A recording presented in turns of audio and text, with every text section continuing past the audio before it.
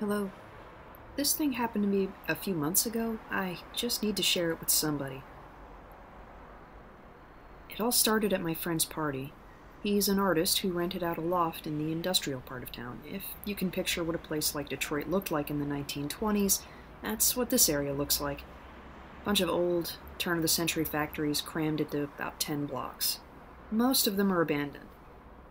So I partied a little too hard that night, and decided to crash on the couch in the loft. I woke up at around 4 a.m. The sun wasn't out yet, but you could still make things out in the dim blue light. I went to the bathroom, carefully tiptoeing around the people that were passed out on the floor. As I was taking a piss, I tiptoed out to the bathroom window, and I saw the panorama of the deserted urban decay. I remembered how much I liked places like this. It was so dark and devoid of life and strangely serene. So I went back to the couch and tried to fall back asleep. After 45 minutes of staring at the ceiling, I decided I didn't want to be there any longer. So I swallowed my pride and decided to wake my girlfriend up and beg her for a ride, since walking around the vacant streets at this time was not an option. Being an awesome girlfriend, she was totally cool with it and told me she would be there in about half an hour, and that she would give me a call when she was outside. And my phone died 10 minutes later, so I decided I would sit by the window and watch for her car. Sat there for a while, and my eyes started to get heavy, and I began to doze off. A crashing noise outside woke me up.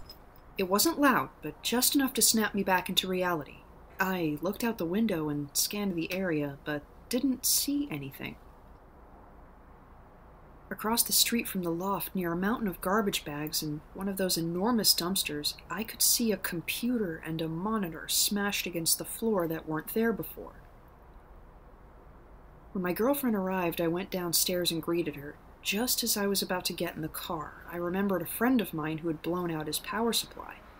So I decided to walk over to the dumpster and see what I could salvage.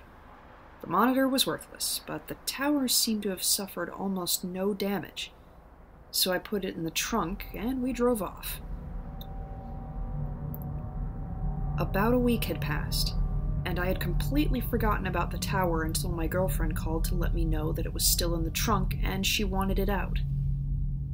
That night I brought it home. Before I took it apart, I decided to hook it up to my monitor to see if it still ran, and to my surprise, it did. It ran Windows XP and looked like it had been wiped clean. I decided to do searches for words like tits, pussy, in hopes of finding some secret stash of weird, deviant porn the previous owner had forgotten about. Morbid curiosity, I guess. Search came up nothing. Searched for pictures, files. Nothing. Then I searched for movies and one file came up.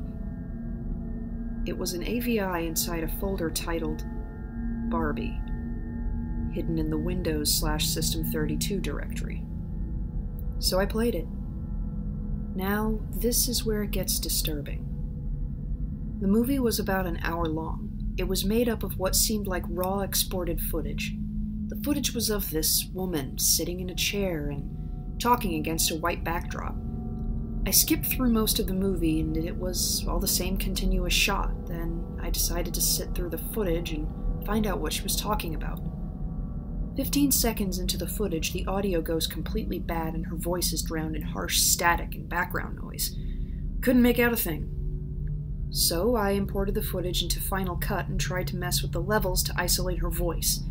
Helped a little, but I still couldn't hear what she was saying. I was intrigued now.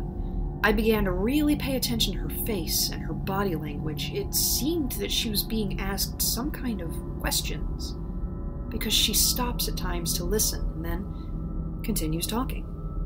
About 15 minutes into the footage, her face begins to redden and contort, as if the questions are bothering her, but she continues to answer them anyway. Shortly after, she begins to cry.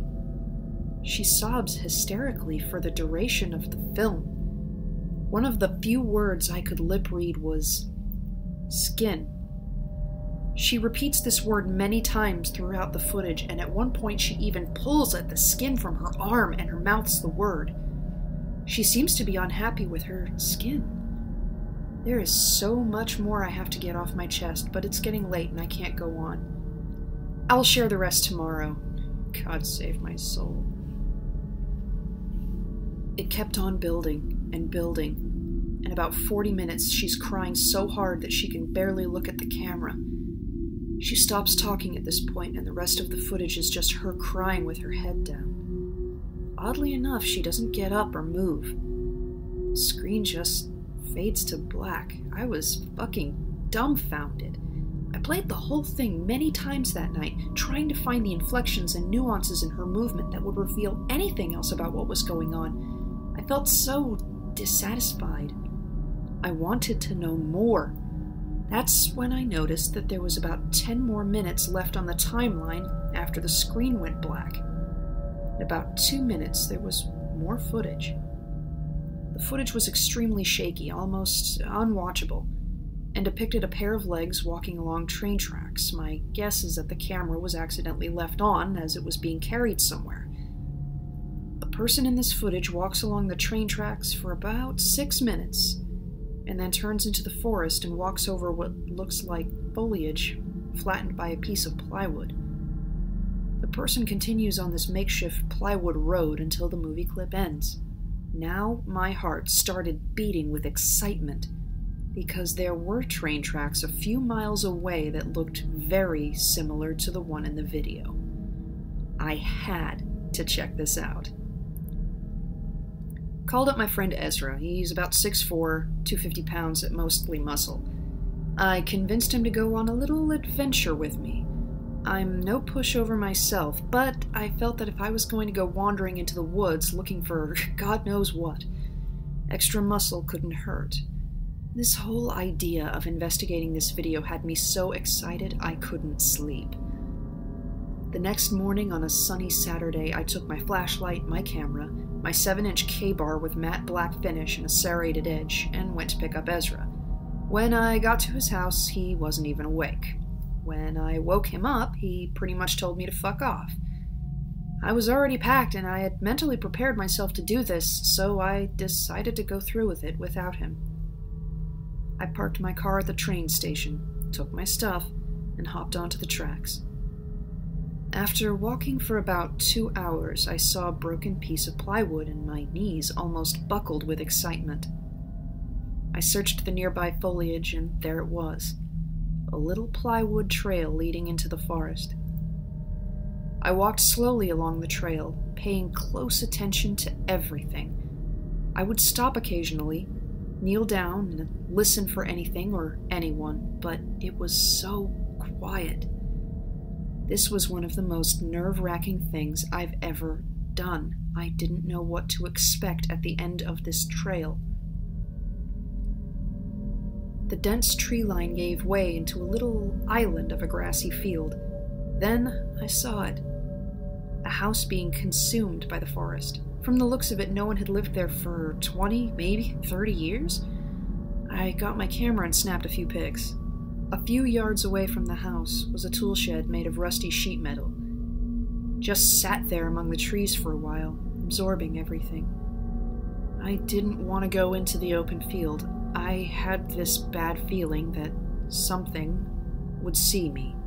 It took me a while to muster the courage to go up to the house. The door was partly opened. I pushed it in with the flashlight and was relieved that the inside was actually very well lit.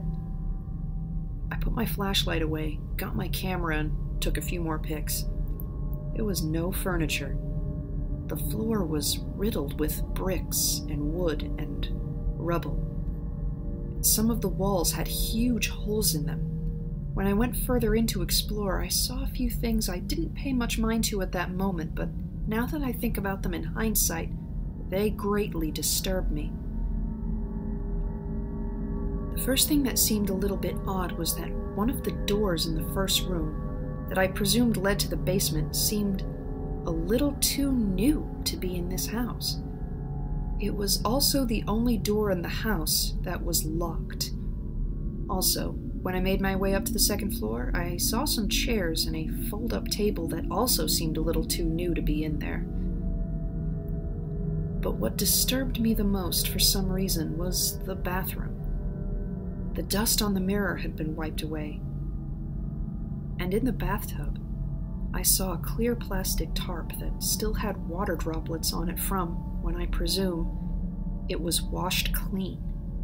That's when I heard something moan really loud, and that's when I jumped the fuck out the second-story window and ran back to the tracks. Halfway there, I realized the moaning was most likely a water pipe expanding or contracting, and that little moment of relief gave into the horror which I felt when I wondered why the water would be running on an abandoned house in the middle of the fucking woods. It's been a little over 2 months since this has happened, and I haven't gone back there. Nor do I plan to.